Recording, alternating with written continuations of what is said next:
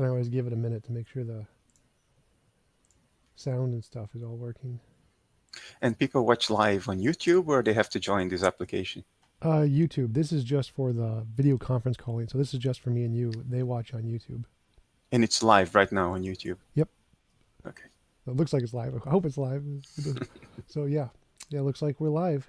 So Bernardo, thanks for coming on and being willing to have a conversation with me. Would you mind Pleasure to telling be us here. a little bit about yourself before we get started?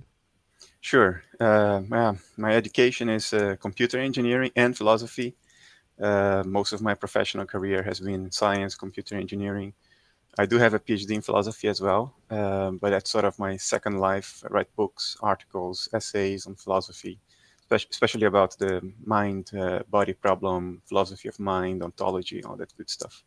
Awesome. So your position is that are you an idealist? Is that correct? You believe that everything That's is right. fundamentally mind? Yeah, I'm a metaphysical idealist, meaning that I think the essence of reality is mental. Not necessarily that it's in my mind alone or your mind alone. There is something out there, but that something out there is mental. It's excitations or patterns of excitation of consciousness. And why do you hold that position as opposed to materialism? I think it's a much more parsimonious position, which doesn't incur into the insoluble problems of materialism, like the so-called the hard problem of consciousness. Materialists cannot find a way, not even in principle, to deduce the qualities of experience, like what it is like to taste a strawberry or to have a bellyache, to deduce these qualities from the quantitative parameters that characterize, for instance, our brains. There's nothing about the material brain in terms of which we could deduce our inner experience.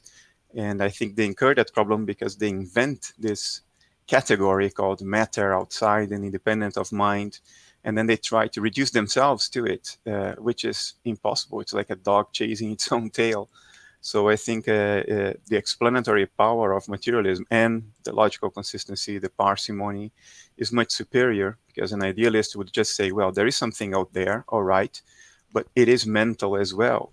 And it appears from our perspective in the form that we call matter, just like my brain appears to you in the form that you call matter. But my brain, in my view, is just the way my inner experience looks like from a second or third person perspective. And I think the same goes for the inanimate universe. The matter in the inanimate universe is just what transpersonal mental states look like when we observe them. You mentioned the hard problem of consciousness, and you said that it's an intractable problem that materialists can't solve. But it seems like, for me, from my perspective, all the idealist is doing is well, just saying, well, we can't reduce it. We're just going to claim it's a fundamental thing in and of itself. And it seems like materialists could do that too, and just claim that consciousness is just a material thing. But it seems more like the CD sound problem, where if you put a CD in a computer, listening to the sound that comes out of your speakers, you could never reverse engineer what's on the CD until you actually know the programming language of the computer and then how it's read on a CD. And so there's no combination of things that could be on the sound that you listen to from the music that you could use to reverse engineer the CD. Of But that doesn't mean it's impossible to go from the sound to the CD. And the same could be true of conscious experience. The fact that we of course, can't. Go ahead. it's entirely possible to go from the sound to the CD if you define sound not at the experience you have when you listen to it, but if you define sound as the patterns of pressure oscillations in the air, which is what it is from a materialist perspective, you can surely reduce that to your CD, to the grooves that you see on your CD, if you would amplify that, to the mechanisms, the electronic mechanisms in the CD, to the speaker. It's entirely reducible. What is not reducible is when you say, the melody I hear and I experience, I cannot reduce that to the CD and the sound system, which is the problem of materialism. I agree. Yeah. Well, the analogy I'm trying to draw is that if before you knew how a computer worked, and you heard sound from a speaker, like if we got somebody from the 1700s and we put them in front of a computer and we take a CD and say there's music on this CD and we're going to put it into a computer and they're going to listen to it, there's no way that they can listen to the sound and then know what's happening on the CD. It would be impossible for them because they don't have the framework to understand all of how that works, just like how we don't have the framework to understand how the brain works right now. But it doesn't follow that it's impossible to do that. Like if we could potentially draw a connection between how conscious experience works and the brain, then it would actually potentially be possible to uh, bridge that gap of the hard problem. The reason it's a hard problem is not because it's impossible, but because there isn't a guiding framework that can give us the kind of decoding pattern we need to go from the sound to the CD. All we have is the sound. And so there's infinitely many possible ways that it could potentially be translated into a material thing that we just don't understand. But because we lack the processes, that's what makes it impossible. It's not impossible because it is impossible in principle. I think that is just a way to hide a misunderstanding of what's going on. I completely disagree with you because matter is defined as something that is exhaustively described in quantitative ways. I exhaustively describe material arrangement in terms of mass, charge, momentum, geometric relationships, field interactions, frequencies, amplitudes. If you define matter that way, it's fundamentally incommensurable with the qualities of experience. So to say that, well, mind is reducible to matter, we just haven't found a way to do that yet, it's to hide behind complexity. It's to appeal to an unknown when in fact you're creating an impossible situation for yourself. You are inventing an ontological category called matter and then trying to reduce yourself to it. It's like I use this metaphor a lot. It's like a painter that paints a self-portrait and then points at it and says, I am that portrait. And then he says, well, I can't reduce myself to a pattern of pigment distribution on canvas because it's just too complex. But one day in the future, I will do that. Well, good luck with that. Oh, I'm not really sure what you mean because I'm sure there's lots about natural matter that we don't know about yet that we don't understand. And it would be more akin to say that I'm using paint to paint on myself. Like I am the portrait and I'm using paint to paint on myself. I mean, that would be, and so then I'm then made of paint. And so it would follow that if I can use the paint to paint myself and I am the one being painted, then I would follow that I was made of paint in the analogy you used. So it doesn't seem like I'm painting a separate painting. That would be not quite analogous since we It's are the completely matter we're using. analogous. Of course it is. I mean, all you have is mental states, is experience. You never escape that. You're talking to me now from your point of view, it's an experience, and so it is for me. So we are locked within an experiential environment, an environment of mental states. And then we define something that isn't that isn't a mental state. The moment you do that, you're painting a self-portrait elsewhere. You're not putting paint on yourself. You're not putting paint on your inner life. You're saying there is something else beyond and fundamentally inaccessible to my conscious inner life because it isn't consciousness. And by the way, somehow I am that. I have to reduce myself to that. And it's by definition incommensurable with the first thing you start from, which is your experiences. That's all you have. That's where you start from. And then you try to reduce yourself to something that is by definition not that. It creates an impassable obstacle, an impassable chasm in between these two things that we can't solve. And then we created this promissory note saying, well, it's just very complex. You know what? So one day, maybe, well, complexity works for as long as you are in the same ontological ground. Then you can appeal to complexity, like your CD metaphor. You can't explain how a CD produces sounds to somebody from the 15th century. I agree with you. It's too much complexity for that person to wrap his head around it, but it's complexity within the same ontological ground. It's matter in one case, matter in the other case. But when we talk about reducing consciousness, you have to go across an ontological abyss. So you can't just appeal to complexity, because when people say, well, consciousness emerges out of the complexity of the brain, and presumably we could build a computer that is even more complex than a brain, or as complex as a brain, and somehow consciousness would emerge out of that as well. That's hiding behind complexity, because you see, I'm a computer engineer. I've built computers for many years. Everything that you do in a computer with electric switches, you could do, in principle, with pipes, pressure valves, and water. It would be the size of a country, perhaps, But everything a computer does, you can do with pipes, water, and pressure valves. It's an enormous network of pipes and valves going around and water flowing and creating pressure, current. But can you imagine a network of pipes, valves, and water that is so big, so complex that somehow it will produce images instead of opening and closing valves and water streaming around? You can't. These are incommensurable things. But wait a Water minute. flowing. Computers do produce images, and Yeah. they are just valves opening and closing. So they So do exactly that. no, they don't do that at all. Uh, I'm thinking about the CPU, the processing unit of a computer. A display is something else. A display will receive, say, water coming through the pipes, and then there is a certain mechanism of excitation that causes photons to be, well, photons are emitted from the backplane of your display, and you cause these little pixels to open or close to let the light through. Okay, that's something else. It's something made for producing images.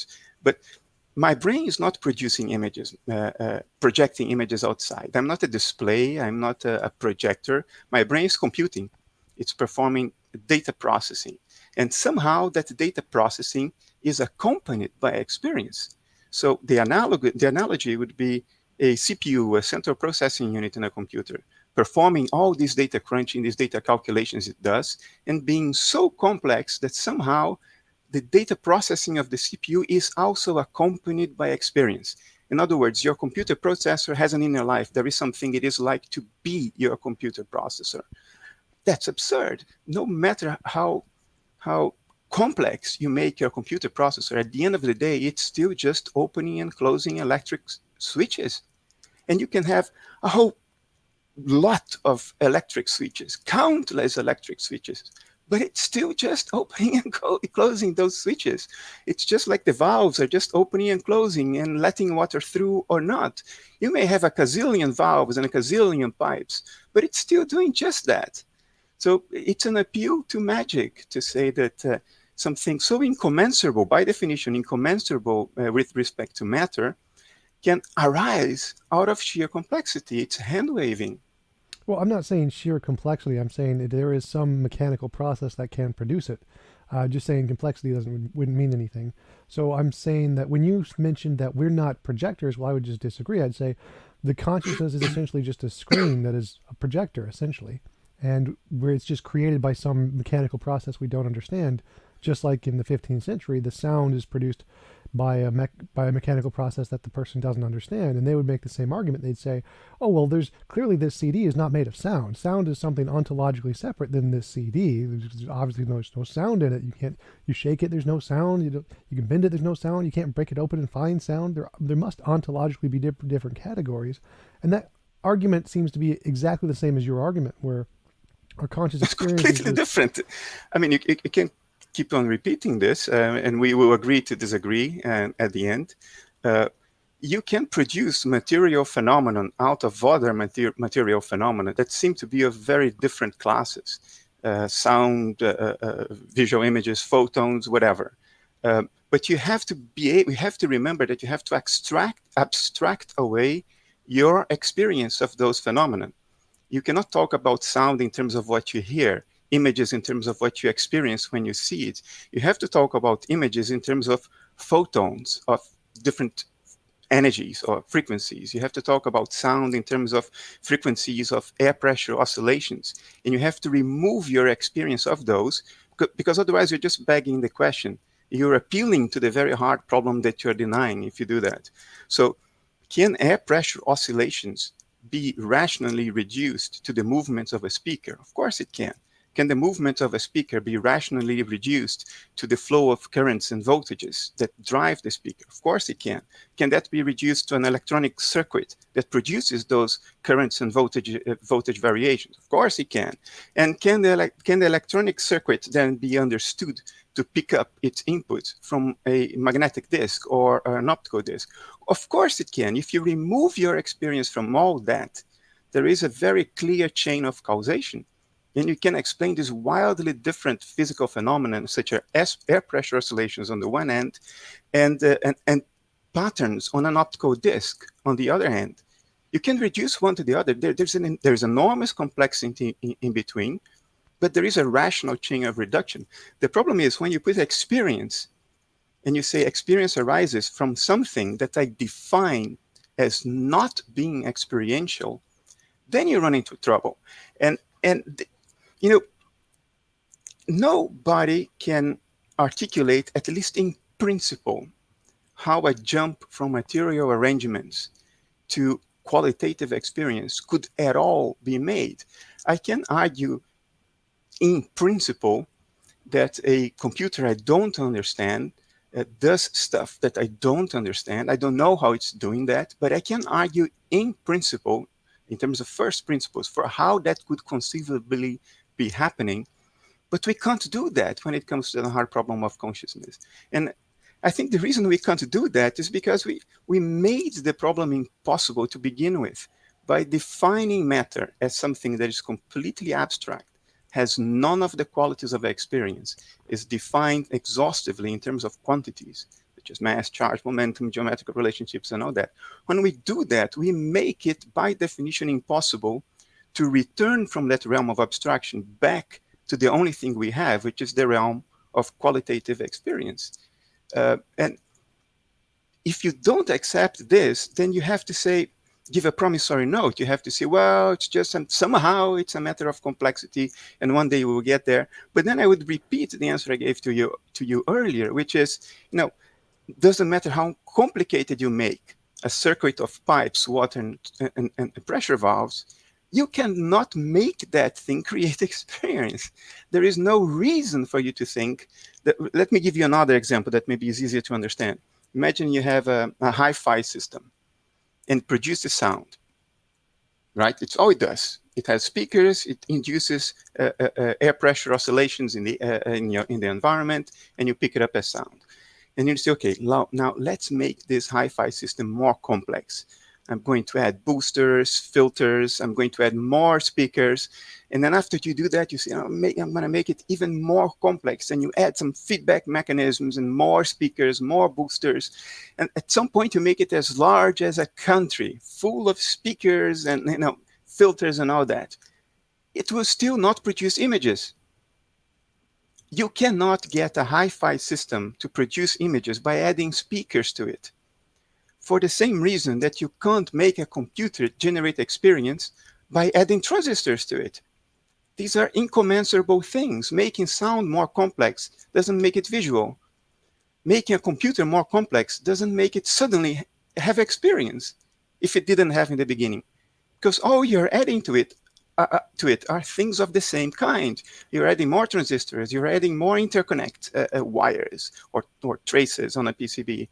As you add more speakers to a hi-fi, you're adding more of the same kind. And no complexity of more of the same kind can generate something that is of a completely, fundamentally other kind at an ontological level. And I think that's the problem we are facing. Well, I think you're begging the question. Like, to me, it just sounds like a composition division fallacy, because I can keep saying, well, you can keep adding bricks, but you'll never get a wall. No matter how many bricks you add, there'll never be a wall because there's just bricks. They're all the same kind of bricks, and walls are just of an ontologically different kind. Well, I mean, if you assume it's an ontologically different kind. Do you sincerely believe that what you're saying now defeats my argument? Yes, because I believe your argument is the exact same thing. I mean, it's the same argument that people used against Einstein when they said... And there is very, very little basis for a conversation. I mean, you're appealing to terminology. We give a wall to a set of bricks for convenience, but of course a wall is just a set of bricks. Right, and I think consciousness is just a material process. I mean, I think your argument is essentially just defining consciousness to be a new ontological category, but there's no basis for that. You are defining consciousness as a material process, which is arbitrary, because by definition, a material process is that which is not conscious, is that which does not have experiential states. So basically what you're saying, and you are not alone in this, there's a lot of people saying the same thing, some crazy people, they're saying that consciousness doesn't actually exist, that there are no such things as phenomenal states. And Daniel Dennett says that, Keith Frankish says that, Patricia Churchland says that for at least certain mental states, not all of them. So, I can only throw my arms up and say that if you don't get what the hard problem of consciousness is, then yeah, it's very difficult to even begin a conversation, because essentially you are denying that consciousness exists. Well, I don't deny consciousness exists. I just think consciousness is an emergent property of matter. So I don't define matter as being ontologically separate from consciousness. I believe that there is a combination of matter that can get consciousness, just like there's a combination of bricks that gets a wall and a combination of ones and zeros that can get sound.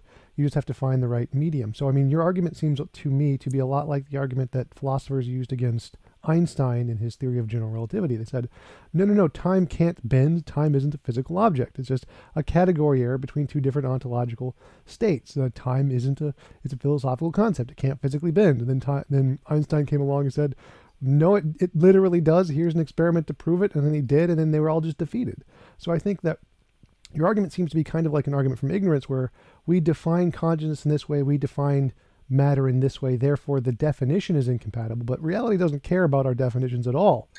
Certainly not. I certainly don't care how people define consciousness arbitrarily, because I know what consciousness is. It's my experiential states, which I assume at least most other people share with me. Maybe some don't. Maybe some are philosophical zombies. I don't know. So it's not a matter of definition. I mean, we may have difficulty in getting the words right, but we know what it is, at least the ones amongst us that are conscious. And matter, it's not up for debate. Matter, there is a definition for it, and does not entail conscious states. It does not entail experiential properties, unless you're a panpsychist. But then we wouldn't be having this discussion if you were a panpsychist. So matter, by definition, is not what consciousness is, as far as what we experience from a first-person perspective. And then you can say, well, I define consciousness as an emergent property of matter. Okay, be my guest, but it's just a game of words, because by defining consciousness that way, you are not explaining what consciousness actually is from a first-person perspective. If you know what I mean. You're solving a pseudo problem. You're not solving it, you're just defining it as something that is solvable. Yeah, I don't know what else I can add to what I just said. Well, again, it seems like what you're doing is taking the definition. Like you mentioned that matter is defined as that which is not conscious. Now, as from my perspective, science doesn't define what matter is. Matter is defined by matter. So reality defines. Well, no, science just creates a useful definition of how we understand it. Science doesn't say this is matter and the matter can't be anything other than this. So reality defines what matter is. Science doesn't. So it's the fact that science slapped a label on matter doesn't make matter that. So it doesn't limit matter or what matter can do in any sense. So it seems like matter is exhaustively described by quantities such as mass, charge, momentum, or fields are exhaustively defined by quantities such as frequencies, amplitudes of vibration. None of this entails an experiential state. I mean, if you look at our theories of everything, the equations that are supposed to be complete in terms of describing every natural phenomenon, they only have quantities in them.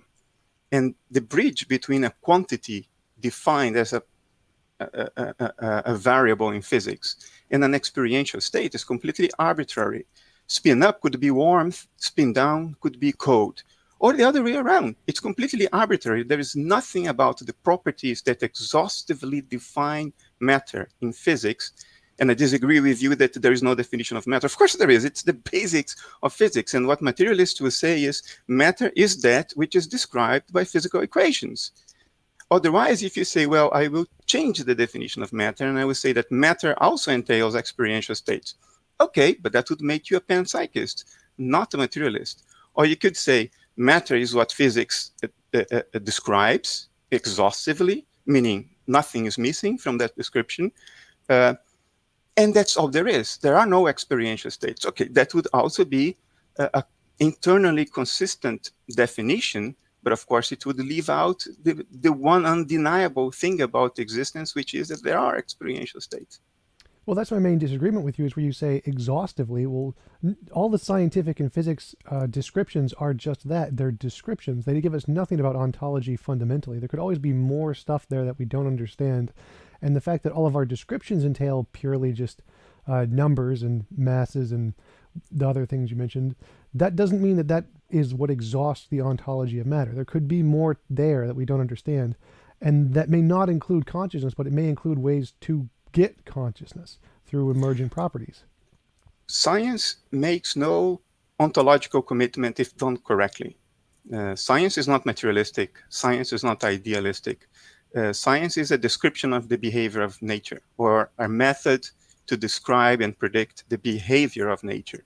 It says nothing about what nature is in and of itself. It will not tell you that an electron is or is not conscious in and of itself. That's not science. That's philosophy. Materialism is a philosophy. It is a metaphysics, an ontology, which is a more specific part of metaphysics. Materialism will say there is nothing to what is described beyond what I find in the description. In other words, materialism will go to science and say whatever is part of the scientific equations is what is, and there is nothing more about that. Is this science? No, it is philosophy. But it's a philosophy that leverages a scientific description and says that matter is that which is exhaustively described by the quantities and physical models. That is materialism.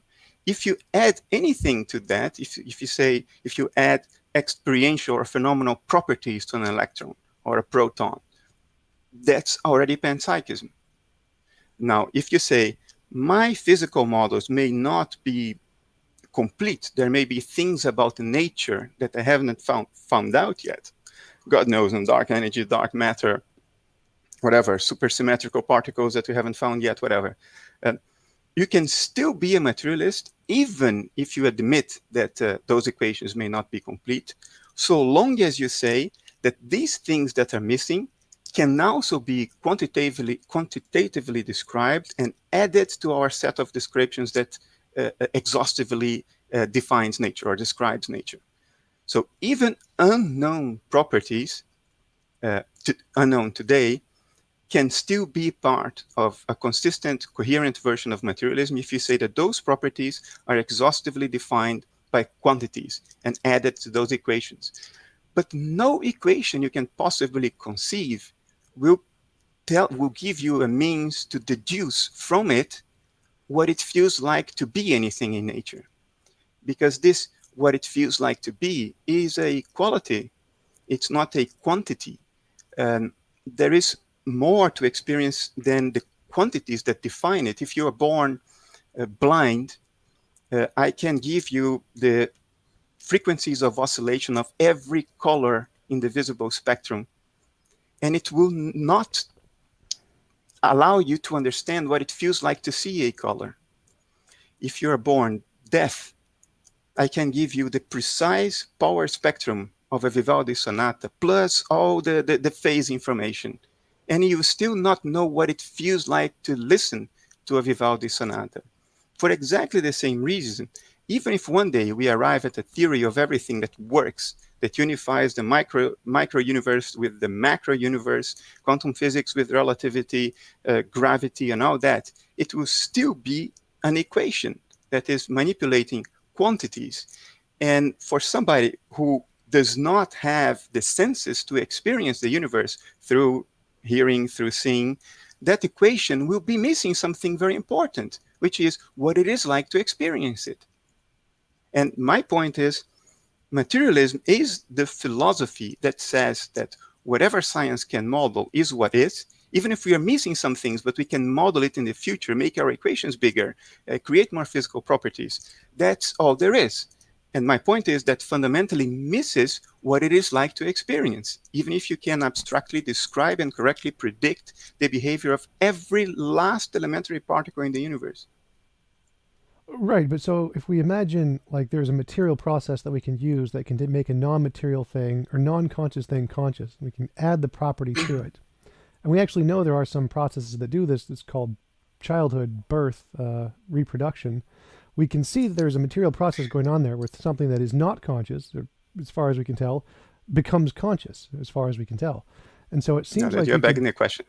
Well, I think you're begging the question, but that's let's suppose that we take that process and we can replicate it through purely just mechanistic, like steal, not instead of being biological, we can just do it with computers or whatever, and we can create a non-brain or a non-conscious just piece of silicone, which we assume, or we will assume it's non-conscious for the purpose of the argument. We can make it follow the same argument to get to the similar looking results. If we look at it, it seems exactly like a child does. It seems reasonable to think that we've gone from a non-conscious state and we've given it consciousness. Wouldn't you agree? Absolutely not. How so?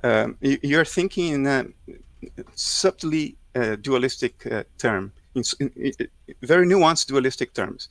You're saying, well, a material arrangement that was unconscious until a certain moment, T, and then on T plus 1, something changes in that material arrangement and poof, it becomes conscious. There is a subtle dualism in this, which is I go from matter to something that's not matter. I add a fundamentally different property. For an idealist, all matter is the extrinsic appearance, the image of an inner conscious process. And that's all there is to it. So for an idealist, there is no such a thing as the moment in which consciousness is created, because consciousness is that within which everything that is created is created. It's the matrix of all existence. So for me, as an idealist, birth is the moment when we create a dissociated complex within consciousness. And that's this. What do you mean by that? Like, so when when we see a person being physically born, is that not a new consciousness? That's No, for an idealist, no. For at least for my formulation of idealism, there is only consciousness, and it's transpersonal. It's not something bound in space. A living being is the appearance, the image of a dissociated process in this universal consciousness, if you will. So when certain mental processes within the universal consciousness split off, become dissociated from the rest, dissociation is something we understand in psychiatry. There's plenty of empirical evidence for it happening. We understand more or less the mechanisms. You can even image that. A person can become dissociated inside, and you can put that person in a brain scanner, and you can see what those dissociated processes look like. My argument would be, a living being is the image of a dissociated process. And matter is what the dissociated process looks like from across its dissociative boundary. So from across your dissociative boundary, you appear to me as this physical body that I'm looking at on my screen right now. The same for me. My inner dissociated inner life, and it is dissociated because I don't know what you're thinking. I don't know what's happening on the galaxy of Andromeda. Somehow I'm dissociated from the rest. And therefore, I am a dissociative process within a broader context of consciousness. And my dissociative process appears to you, or looks like from your perspective, as a living being, in a way very much analogous to how dissociative process in the mind of a person with dissociative identity disorder has an appearance under a brain scanner. Understand what I mean? Sort of, but not exactly. So you're saying that essentially, when a person is born and becomes conscious as we experience it, they're not actually becoming consciousness. There was some already pre-existing consciousness there that simply became dissociated. Yeah, that's exactly what I'm saying. So my inner life, my thoughts will appear to you as my mental activity. If you would put me now in a fMRI scanner, a functional brain scanner, you would see certain patterns of brain activity. If you cut my skull open like neurosurgeons do and look at my brain, everything you would see in that brain scanner or by looking at my brain directly would be the extrinsic appearance of my conscious inner life. It's what my thoughts, my emotions look like to you. In other words, for me, the brain doesn't create personal consciousness. For me, the brain is what personal consciousness looks like from across its dissociative boundary. But you said that's what all matter is, the dissociative. All matter. So including rocks would also be a dissociation. No. I think life is the image of dissociation. But you see, as far as I can experience, there is nothing it's like to be a single neuron in my brain. My brain as a whole is the image of the unitary process that I experience as my personal inner life, my brain as a whole. By separating my brain into parts, that separation is just nominal. It's arbitrary. It's for convenience. There is only one image, the image of my conscious inner life, and that's my working brain. There's nothing it's like to be a single neuron. There is only what it's like to be my entire nervous system, my entire body as a whole. And that's me, what I experience from within. So for me, a rock is like that isolated neuron. There is nothing it's like to be a rock in and of itself. In the same way that there's nothing it's like to be a single neuron in my head in and of itself. There is only something it is like to be me as a whole. So I would say, by the same line of argument, that there is only something it's like to be the inanimate universe as a whole. A rock is just a nominally separated part of the unitary image that we call the inanimate universe as a whole. That is the image of inner life. So I would say there are universal, instinctive, experiential states which appear to us as the inanimate universe. There is something it's like to be the inanimate universe. If I could be as a whole, not as a rock, just as there's nothing it's like to be a single neuron in your head, if you know what I mean. A rock is just part of that image. We separate that image in chunks for convenience, but it's completely nominal. It's just a matter of names, definitions. Like we define the boundaries of a car in a way that allows us to speak about a car or to go and buy a car. But functionally, a car is just part of the inanimate universe. It wouldn't work if gravity weren't pulling it to the road. It wouldn't work if there weren't air coming in to facilitate combustion, cool the engine. So there is no such a thing as a car. It wouldn't work if you would isolate it from the rest of the universe. It's a nominal definition. A moon is a nominal definition. Okay, but when we see these things, the non-conscious single neurons that you don't believe there is anything like to be a single neuron, when they grow in a test tube or in a person and become a more full brain, then they somehow become, there is something that it is like to be them because they gain the consciousness. I'm not saying that there is no consciousness underlying a neuron. If my nervous system is the image of my conscious inner life, then every single neuron only exists by virtue of my conscious inner life. It's the image of it. If I didn't have a conscious inner life, there wouldn't be any neurons. You see what I mean? So the consciousness underlies the neuron, but there is nothing it's like to be the neuron in and of itself. There is only something it's like to be my entire nervous system, the neuron being a part of that. So I think consciousness underlies all matter, because matter, I think, is what conscious inner life looks like from across a dissociative boundary. That's how I would define what we call matter.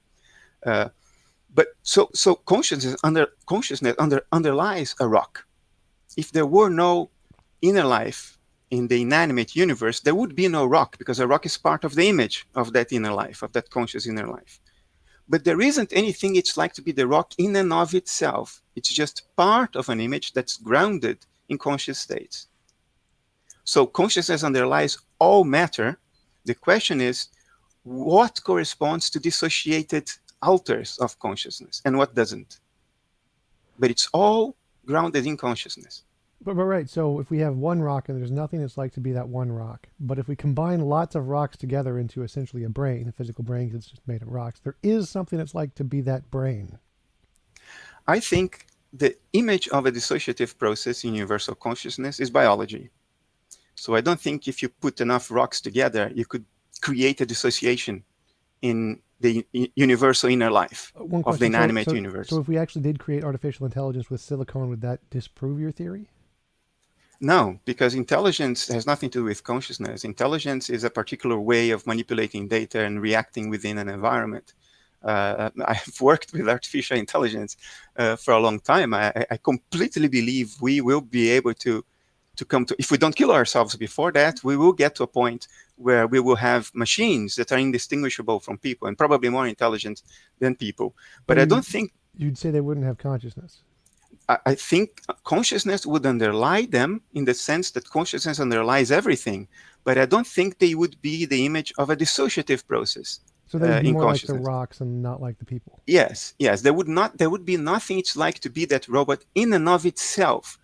That robot is part of a bigger image that we call the inanimate universe. And it's just a process running in universal conscious inner life. In the same way that a little piece of your brain is doing something there that you can point it and say, well, I see that little process there, but it's not dissociated from the rest. It's part of a broader image. So I think artificial intelligence will come. Come on, will come. It's already happening. Um, but artificial consciousness, which I would define as inducing dissociation in universal consciousness, that I don't think we have any reason to believe that the image of a dissociative process uh, could be silicon, because the instances we know have to do with metabolism, have to do with DNA, protein folding, all the good stuff that underlies life, and you can simulate life in a silicon computer, but a simulation is not the phenomenon that it simulates. For instance, I like to give this example as well. Uh, I could, in principle, not in principle, I can simulate down to the molecular detail kidney function on my computer. I have an Apple iMac in front of me. It's fast enough to do that. I could simulate kidney function down to the molecular detail. But that will not make my computer pee on my desk. My computer will not start urinating because I'm running an exact simulation of kidney function down to the molecular level. Why? Because a simulation is not the phenomenon it simulates. It's analogous to it according to certain patterns that we consider salient and relevant. So you replicate those patterns in another medium, but that's just a simulation. I don't think by simulating the patterns of information flow or information processing in our brain, we will create another dissociative complex in universal consciousness. In other words, we'll create another form of life. I think we are just simulating it. And a simulation can certainly be intelligent. Well, so if we could potentially simulate all of the different processes to produce life, essentially like childhood or whatever, and create a similar or more advanced brain and that can do everything humans can do or better, why would you assume that's not conscious? Why wouldn't it be essentially like when you see a child being born, why do you assume that's conscious if we cannot just do the same thing with the silicone and assume that isn't conscious? Well, the answer is so terribly obvious that a lot of people miss it. Because a silicon computer is not at all like life. It's a completely different thing. It's not carbon-based, it's silicon-based, it operates according to digital switches. There is no protein folding, there is no DNA, there's none of this stuff of life. So even by asking this question, we are already betraying the fact that we mistake the simulation for the thing simulated when it comes to consciousness, a mistake that we don't make when it comes to just about everything else. I mean, you would never think that if you simulate kidney function on your computer, your computer would urinate. You would never think that. But or that if you simulate insulin production in your computer, that you can install your computer in somebody's body and the person will get insulin. But when it comes to consciousness, because from the materialist perspective, it seems so mysterious that it's not patently obvious to us that a simulation is not the thing it's simulating. And then it leads you to even ask that question to me, while the question you have to ask is, what would make you believe that that thing would be in any way whatsoever comparable to a biological child being born?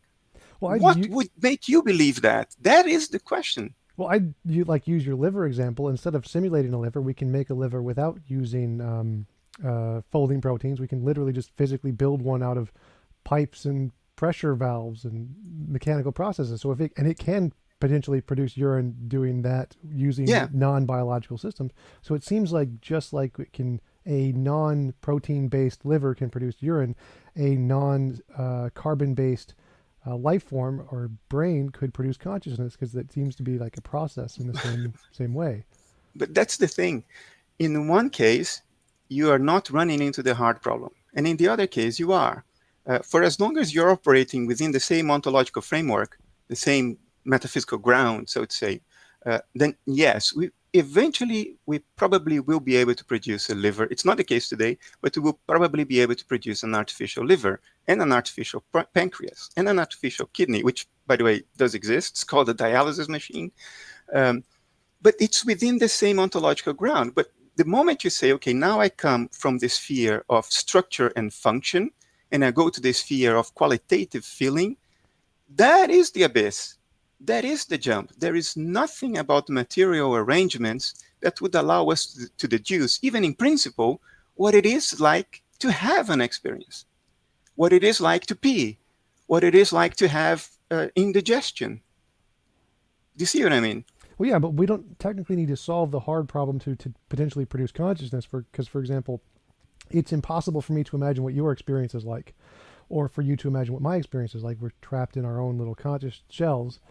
But the same would technically be true of a computer. It could be conscious, and we would also have the same problem, or a child that we see being born. So it's potentially possible to create a conscious computer that has consciousness without us being able to solve this hard problem. We don't need to be able to solve the hard problem to necessarily create a conscious thing. I think the reason, if you even ask yourself, what leads you to believe that I am conscious? What makes you believe that a child that has just been born is conscious? I'm asking the question to you now. What I'm makes you making believe that? an analogy to my own experience, so it's similar E- enough to me, and I have the thing, and so they probably have to. Exactly. So I am analogous to you in the sense that I'm also a biological organism. I have the same organs that you have. I'm growing the same way that you are growing. Our metabolisms are equivalent. We both need to eat. We both need to drink. So there is a structural and functional analogy that it matches very close one another. And since you know that you have conscious inner life, when you see somebody else in front of you that looks like you in terms of all structure and function that you can measure or register, you'd think, oh, that thing there also has conscious inner life because it's analogous to me. But man, a silicon computer isn't analogous to you. Doesn't matter how much makeup you put on it, it is not analogous to you. Even if on the outside it may look somewhat analogous, now just under the surface, it's a completely different beast. For one thing, it's not metabolizing at all. It's operating on the basis of electronic switches and electricity. So what would make you think that that thing is conscious? The reason you have to think that I am conscious is not on the table. It's not analogous to you. Well, I mean, for example, if you imagine an alien coming from outer space and it came and essentially had the same intellectual capabilities we do, we can do math, we can build things. I mean, it seems reasonable to assume it's conscious even before we know whether or not it's silicone or whether or not it's carbon based, just based off of the things it can do. So I don't think the similarity comes from the fact that it's a biological organism. I think that we could draw the same similarity even from someone from the 1500s before we knew about biology or cells or proteins folding. We could say that person can do X, Y, and Z like speech and math and whatever. Therefore, it's probably conscious. So it seems like that similarity argument doesn't really apply to biology as much as it just does the things that we can do with whatever we're made of. I don't think so. I think okay. There are two parts to what you said. The alien that comes from another planet and somebody from the 1500s. A person from the 1500s, and there was a lot more violence in the world back then. You know, you would see other people being cut and bleeding just the same way that you get cut and bleed. You would see other people losing a limb and dying in the same way that you think you may die too because you have pain or you've been hurt in the past and you almost died. So it's more than just superficial analogy. Even if those people didn't have the knowledge of metabolism that we have today, the correspondence was available in many ways, not only the functions they performed, but what the body felt like, what the body looked like, the fact that you can cut into a sofa and spill its guts, and all you have at the end is the same sofa cut in half. But if you cut a person in half, something else tends to change. It's not only two halves of a person, something else will change. So I don't buy that argument that in the 1500 the analogy would be different. I think it's the same analogy despite despite less knowledge of biology and metabolism. Now, regarding the alien, You know, Battlestar Galactica, Yeah, the TV the show. Cylons, you know, the older one from '79, with the Cylons with the little lead. Yeah, You know, yeah. if you would see a Cylon landing on Earth, would you immediately think this is a conscious being, or would you think, oh, it's just a sophisticated machine? Um, like just seeing one not do anything, I'd probably just think sophisticated machine. To actually test to see if it was conscious, I'd probably have to test its functionality. What can it do? So you know that company in the U.S., Boston Dynamics, Hmm. makes this cat-like robots. Yeah, the yellow one with the four legs. Yeah, yeah.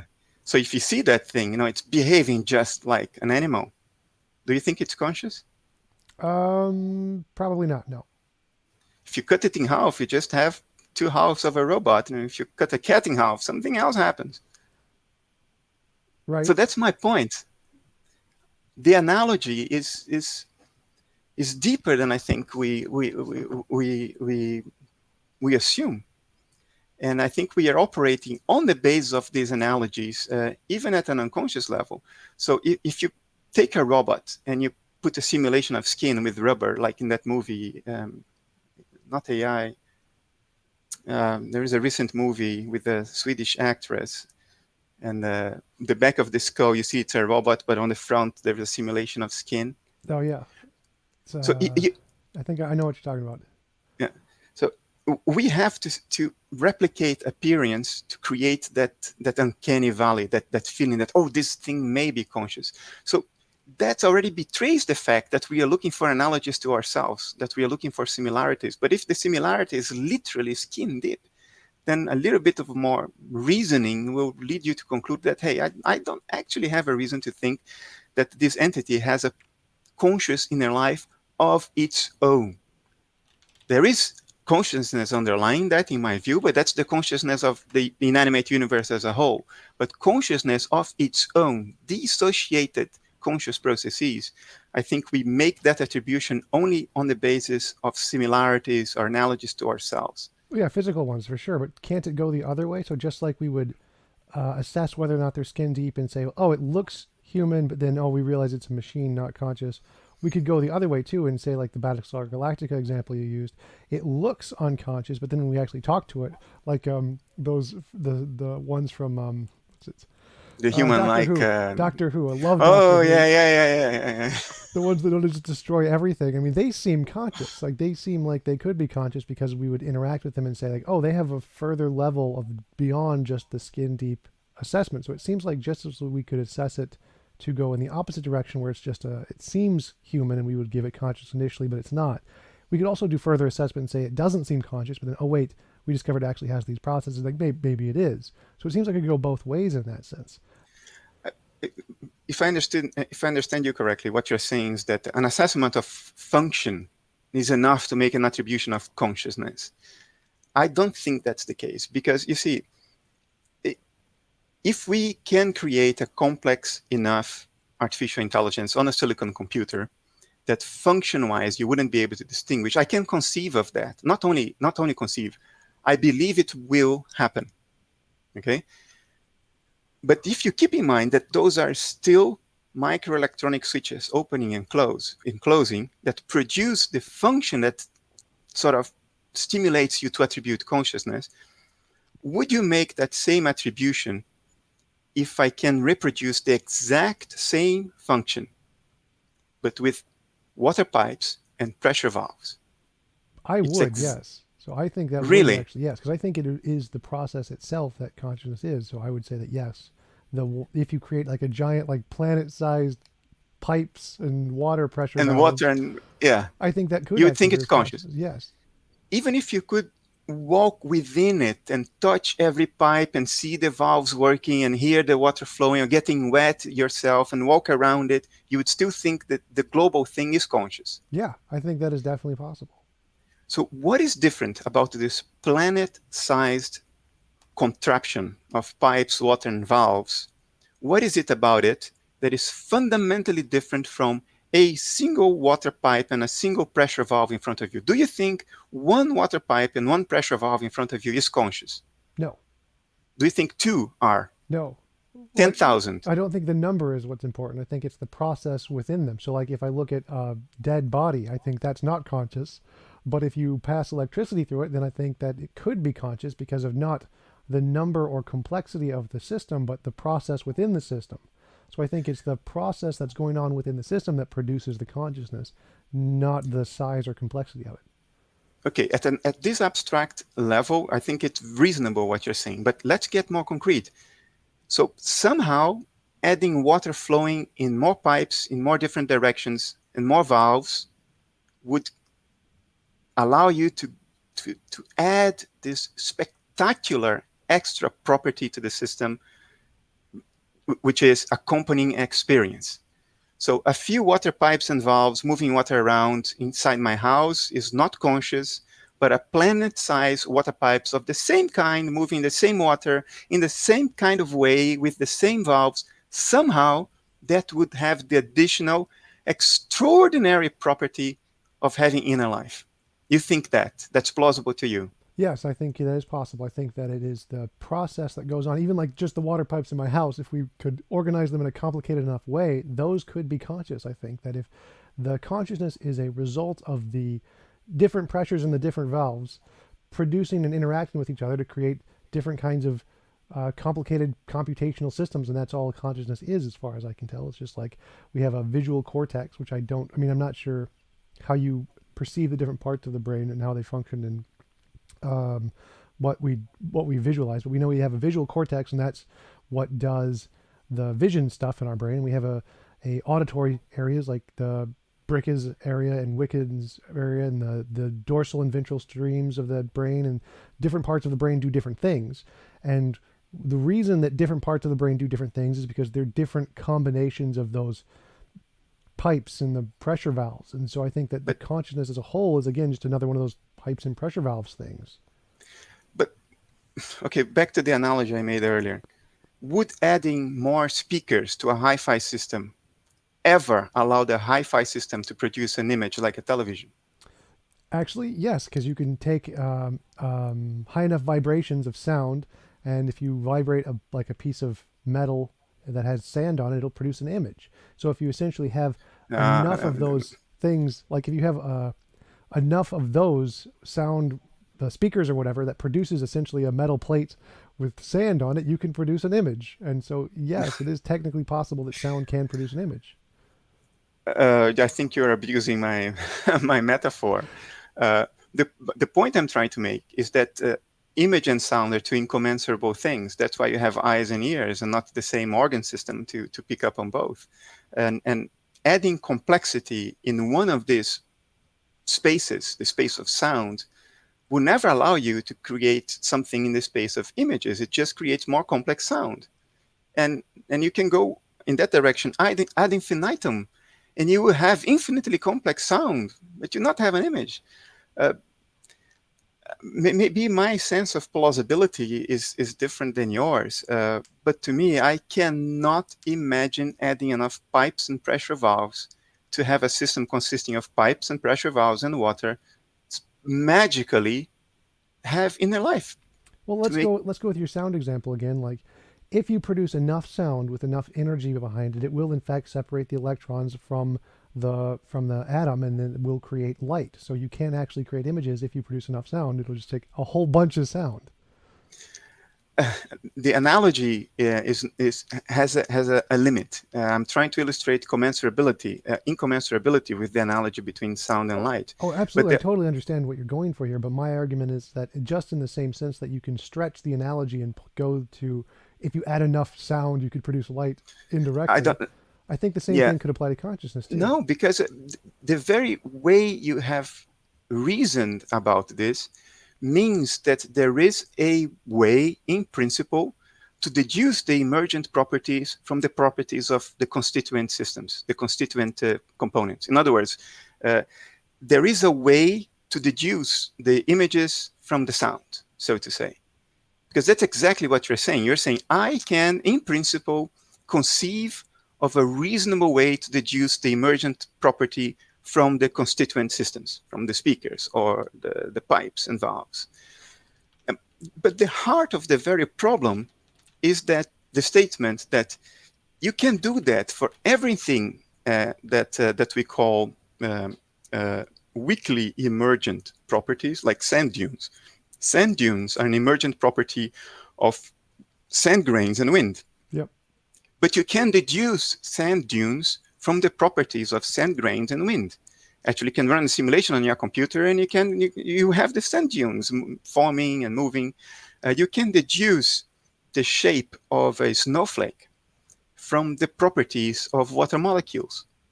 You can simulate that on your computer, and you see that at certain temperatures, the molecules would tend to arrange them. Certain temperatures and pressures, the molecules will arrange themselves in that way, producing the emergent property that we call the shape of a snowflake. In all these cases, you can deduce the emergent property from the system components.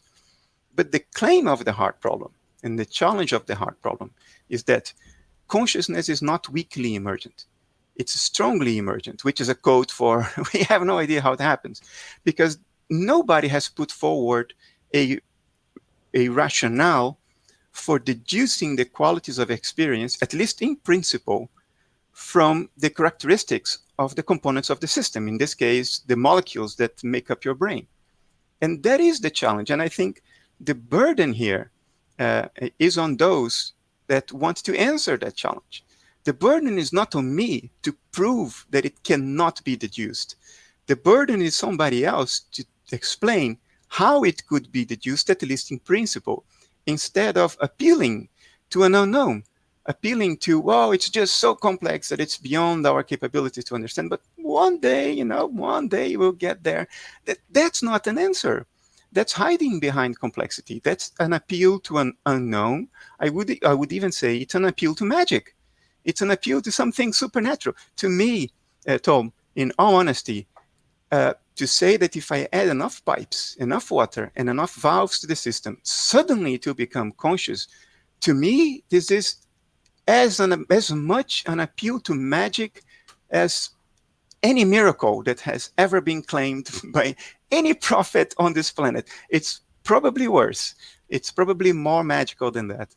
Well, isn't because from my perspective, your claim seems to be the stronger one, where you're claiming from the idealist position that everything is fundamentally conscious, whereas most materialists seem to take the methodological approach of that, well, all we have reason to believe is for the material for this time, but we don't actually claim there is nothing there. It's more just it's a much weaker position than your position. So it seems like your position would have the burden of proof, because that claim that maybe it is material, we just don't know yet, seems to be a much weaker position than claiming, no, it's definitely not material. So, like, for example, if we use your analogy of saying we can, in principle, discern discern a snowflake from the processes of what produce it. Well, if we took essentially hydrogen atoms and we knew about hydrogen atoms, but we didn't know about gravity, there's no way, in principle, we could take those hydrogen atoms and add a bunch of them together to come to the conclusion there's going to get a sun. Because until we understand a gravity that will actually pull them together and have all these other additional properties to it, we'd never be able to understand how any combination of hydrogen atoms could produce a sun, which would then produce other atoms from the gravitational force that would put them together, because there's this one gigantic missing piece that we just don't have the knowledge of. And so it seems reasonable to infer that maybe there's this gigantic piece we're missing that is there, we just don't know about it yet. And that seems to be a much weaker position that doesn't hold as strong a claim as your position, which says it's definitely not the case that this. No, well, I think you are taking for granted the starting assumptions of materialism, which are exactly the weak points of materialism. For you, it seems a much weaker claim, because I think you're overlooking the extraordinary assumptions that already happened before your line of reasoning begun, which is that there is anything that isn't experience to begin with. This root foundational claim is already an enormous step of abstraction, because you see, all we ever have is experience. What is fundamentally beyond our experience, either directly or indirectly, for instance, I believe that you have experiences, and if you relate your experiences to me, I will grant that it's most likely that those things exist. I don't need to experience them myself. But at the end of the day, this whole thing is rooted in somebody or something's experiences. And that's all we have. It's this commerce of experience. Uh, the claim that there is something out there that isn't experiential from an ontological perspective, from a metaphysical perspective, is already a gigantic step of abstraction. And then another, even bigger step of abstraction is done, which is my experience comes from that thing that I just imagined. It's two gigantic steps. Now, if you take these two steps for granted, then I follow your rationale. If I grant that, okay, there is something outside experience, and that somehow my experience comes from that, then I would say, yes, if we don't understand it today, then of course, one day we will understand it because there is just no other way things could be happening. But no, but then I'm already granting these two gigantic assumptions. And my game is step back. Let's step back. Let's look at the hidden assumptions. Let's look at how this whole thing started. Here is how this whole thing started. Your experiences seem to correlate with mine. So we seem to be inhabiting the same environment that is outside our own personal mentation. If you were in my study right now, you'd be describing the same bookshelf, the same books, the same ceiling. Hey, there seems to be something outside our personal mentations, our personal inner lives. There is something out there, right? Okay, that's the first reason to infer something. And then we say, this something out there is not amenable to my wishes. If it's raining today and I wish really hard it were sunny, it doesn't stop raining. You can wish yourself into becoming blue and the world will not comply. So, hey, there is something out there, number one. And number two, this something out there doesn't care what I think, what I wish. It doesn't care about it at all. Now, number three, this something out there I will label matter. And when I look at myself in the mirror, I see matter. So I seem to be made of that something out there, and my inner brain activity correlates with what I feel from within. Hey, three reasons to say that there is something out there beyond our inner lives that doesn't care about what we think and which correlates with our inner life somehow. These are the three reasons for people to say this something out there is outside consciousness because I can only conceive of personal consciousness. It's our experience. So my entire conception of mind, of consciousness, is grounded in my personal mind, my personal consciousness. So the moment I say and I acknowledge there is something out there, it must be non-conscious. So that's the first logical fallacy. To say that there is something out there doesn't mean that that something out there has to be ontologically distinct from your conscious inner life. It only means that it has to be out there. There could be experiential states out there that are transpersonal and not personal. So this is how we came up with this assumption of matter fundamentally outside mind, which creates mind. But it's a theoretical inference that has become so natural in our culture that we sort of glance over it without even realizing why we are doing this. Now, I would offer you a different explanation for all this. I would say, look, it is true there is something out there. It is true that we can't control it or change it by just wishing it to be different. And it is true that it looks like what we call matter and that it correlates with my inner life. But the most parsimonious and explanatorily powerful inference to make is that these something out there are experiential states. And I can't control them because I'm dissociated from them. And they look like matter because this is what experiential states look like across a dissociative boundary. And suddenly, I do not have that ontological abyss to link matter to mind. All I have is to explain how experiential states out there modulate the experiential states in here from across a dissociative boundary. Because you see, when I look out, I see rocks, I see the sun. I don't see happiness. I don't see pain. You know what I mean? I don't see endogenous experiential states. I see the qualities of perception. And they follow what's happening out there. There is a consistency across my different perceptual modalities. What I see, what I hear, it's all consistent with one another. So now I have to explain experiential states that are transpersonal out there, modulating experiential states that are personal and within my own dissociative boundary. Well, there's nothing problematic about it. Your thoughts modulate your emotions every single day, even though they are qualitatively completely different. An abstract thought feels very different from an emotion. A perception feels very different from a thought. So your experiential states are very different. You can divide them in categories: imagination, emotion, abstract thought, feeling, all that. And they are all the time modulating one another. I can think myself into despair. I'm sure you can think yourself into despair as well. I can think myself into happiness. Uh, uh, so, hey, that experiential states modulate one another, although they are qualitatively different, is a given. We know it happens. It's happening every day.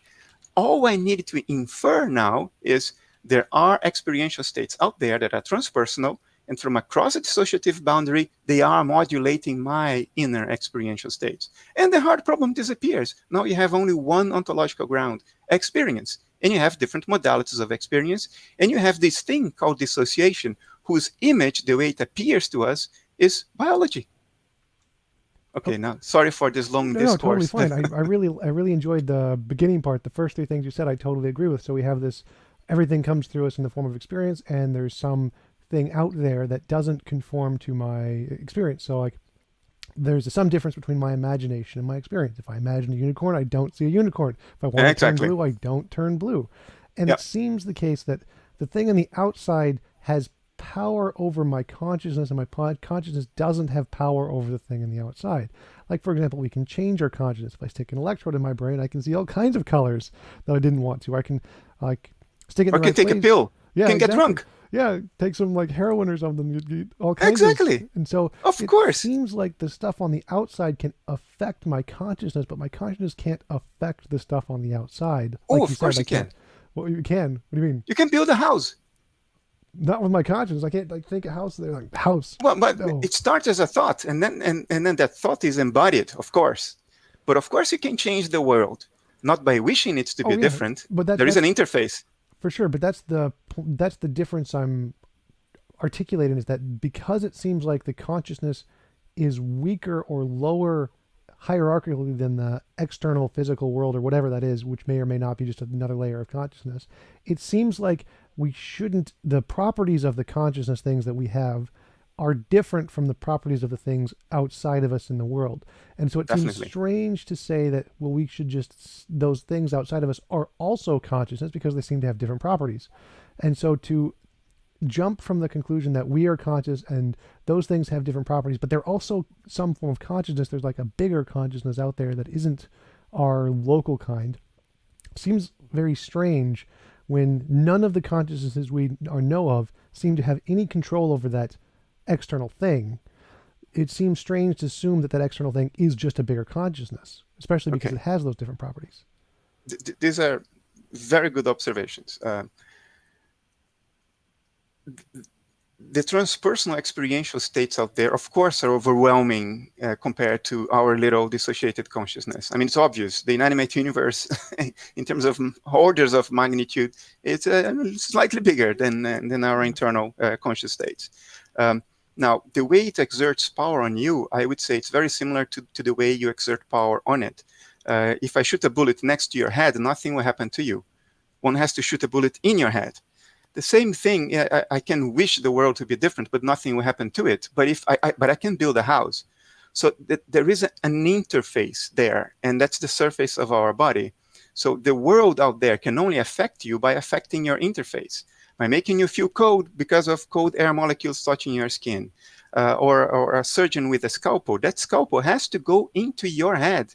If I wave the scalpel in front of you, you're immune. Nothing will happen to you.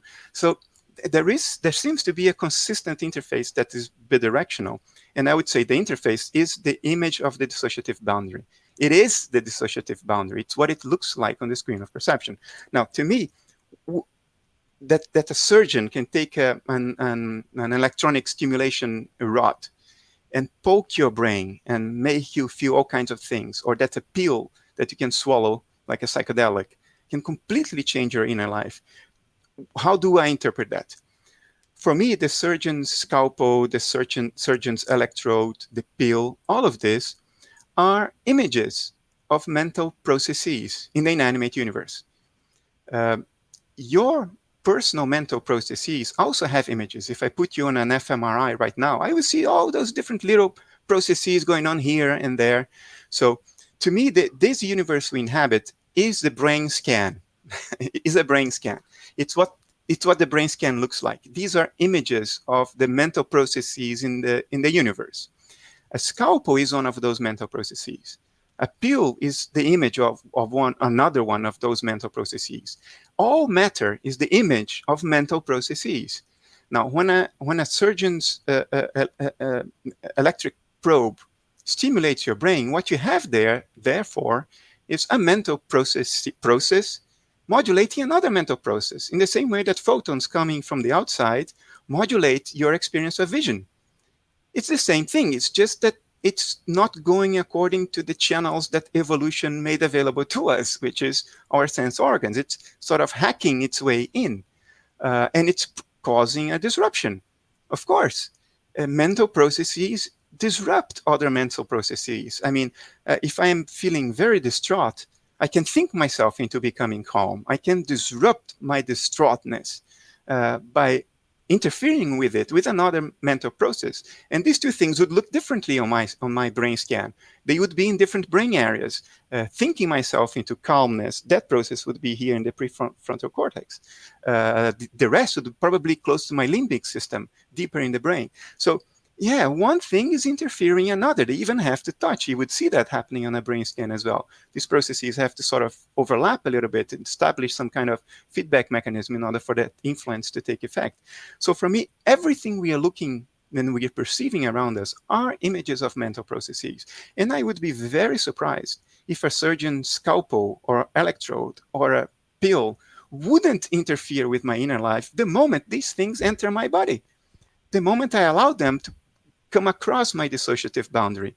And sometimes they come across my dissociative boundary even if I don't allow them.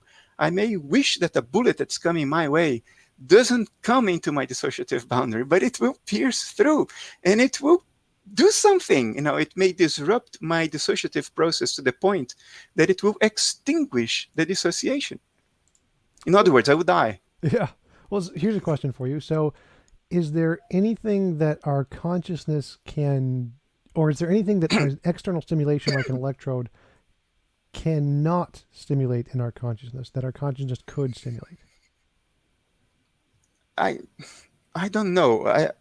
I'll tell you what my tendency is. My tendency is to think that everything is game. Everything can be stimulated and manipulated if we have fine enough probes to interfere in just the right place with just the right granularity and precision and accuracy. I don't see any reason in principle to think that there is any part of our inner life that is fundamentally immune to being disrupted. But I know people who have all kinds of arguments, including neurosurgeons, who, based on their own experience, they say, well, I can put those probes and cause all kinds of changes, but there are certain things I can never change, such as the sense of I, ipseity, the I-ness, that continuity of the self, whatever. I'm not a neurosurgeon, so I cannot speak from their point of view. If I ignore that, if I pretend that these people are not saying that, I would easily settle for everything can be disrupted, everything can be manipulated.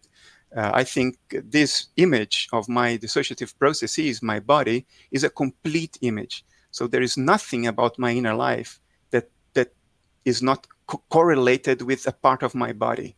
Even my unconscious, my so-called unconscious, which I would say is the obfuscated mind, correlates probably with other parts of my body that are beyond the nervous system. But I don't think we are immune to being interfered with. Okay, so a follow-up question would be, which would win out, an electrode stimulation or your conscious thoughts? Like if you were trying to think of something and a doctor was trying to stimulate a different thought in your head, who would win? Oh, I think if you have enough energy on that probe, ultimately it will win. Sure, because that probe is the image of a conscious process for me.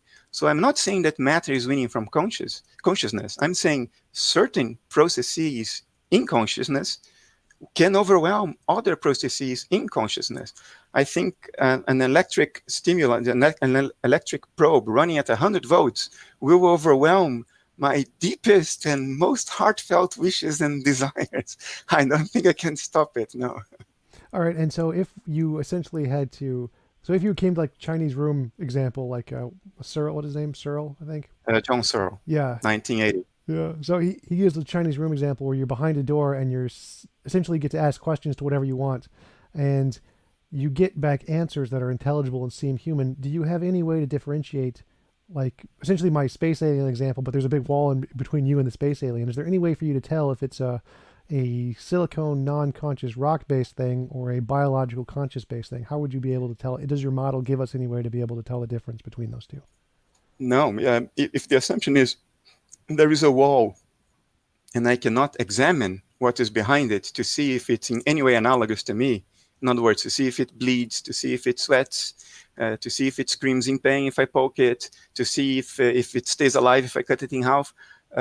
Without a way to assess that, if it's behind a wall, then all I can access is function. And function, I think, the function of any living being can, in principle, be emulated, and I subtly use another word here, emulated without it implying another dissociative process in universal consciousness, without it implying in private, dissociated inner life. So I would say, no, the only thing I could say is it intelligent enough to pass for a person from my point of view?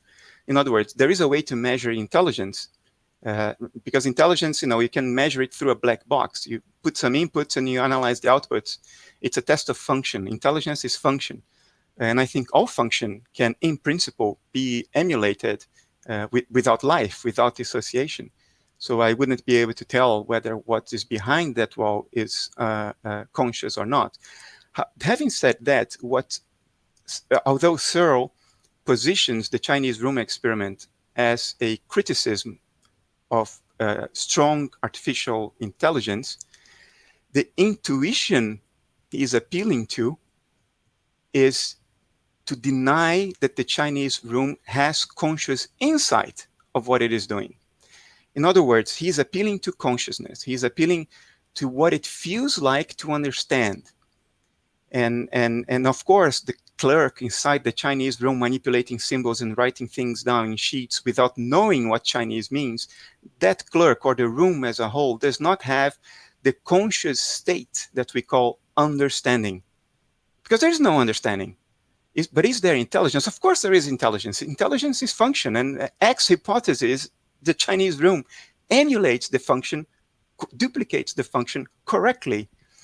So I don't think Searle's argument defeats artificial intelligence at all. I think it's a misconstruction. And I think he himself didn't realize this back in 1980. I think it's an argument against the possibility of the Chinese room having conscious insight, not against it being intelligent. He's appealing to conscious insight, not to intelligence. All right, I totally agree. I don't think it worked against artificial intelligence either. But where would you draw the line, essentially, in life and having consciousness between a brain and essentially, like, would you say that dogs and bats and mice and rats are all conscious, or I think like because we made a distinction between the rocks and the people, like where is there a spectrum of consciousness along there? just so you understand how I approach it from a completely empirical perspective.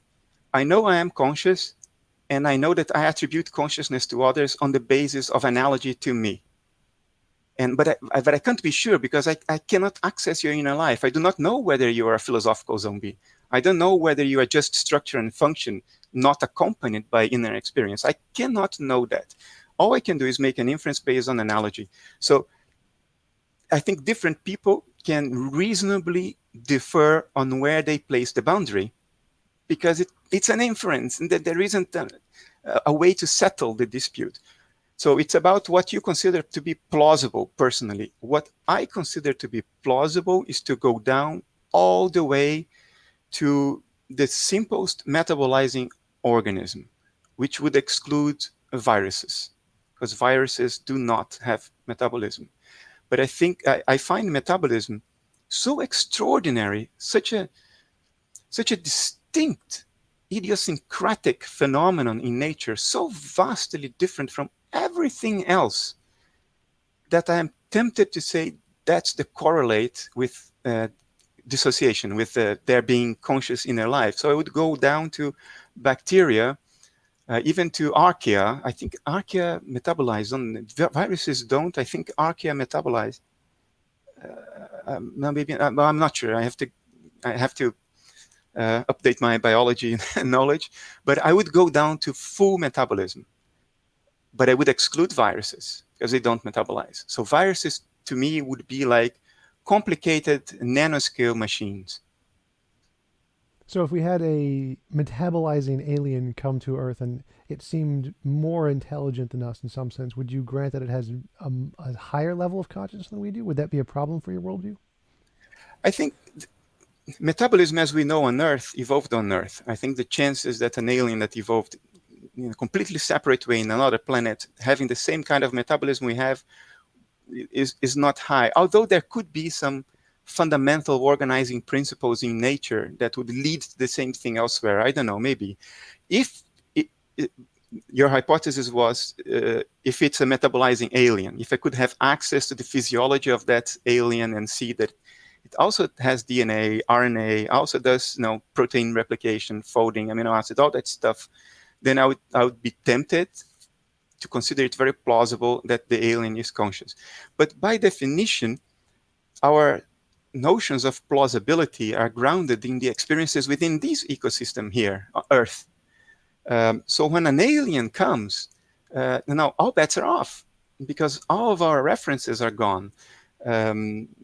I would be open to both possibilities, the alien being just a machine or the alien being actually a conscious being. Unless the alien looked like a Cylon, then I would go for the machine. Awesome. Well, this was a really great conversation. We've gone for about an hour and a half now. Thanks for coming on. This was a lot of fun. Is there anything you'd like to say as final notes before we go off? It was a good conversation. Awesome. Thanks again for coming on. I'll talk to you later. Thanks, Tom. Take care. Bye. Bye.